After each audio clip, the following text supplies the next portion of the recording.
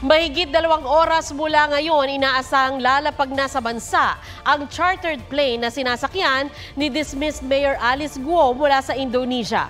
Mula sa Pasay City, may live report si EJ Gomez. EJ?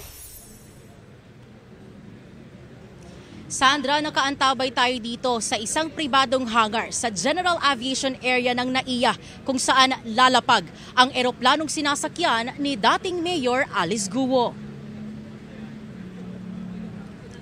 Mahigpit ang seguridad dito sa private hangar. Nandito na ang PNP, maging ang coaster kung saan isasakay si dismissed Banban Mayor Alice Guo.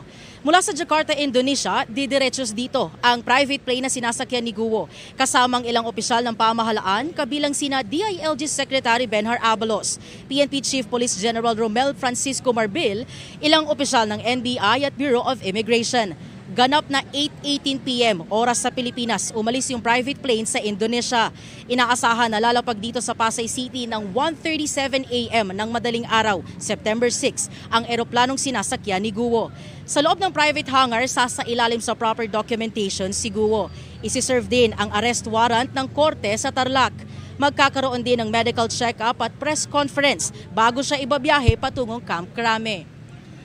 Sandra, sa mga puntong ito, inaantay na lang natin yung pagpapapasok ng mga pulis sa mga media dahil sa loob ng hangar, pagkatapos iproseso si Alice Guo ay magkakaroon ng press con para sa inaabangang pahayag niya sa media ngayong siya ay magbabalik Pilipinas na. Yan muna ang latest mula rito sa Pasay City. Sandra? Maraming salamat sa iyo, EJ Gomez. Huwag magpahuli sa mga balitang dapat ninyong malaman. Mag-subscribe sa GMA Integrated News sa YouTube. Sa mga kapuso abroad, subaybayan nyo kami sa GMA Pinoy TV at sa www.gmanews.tv.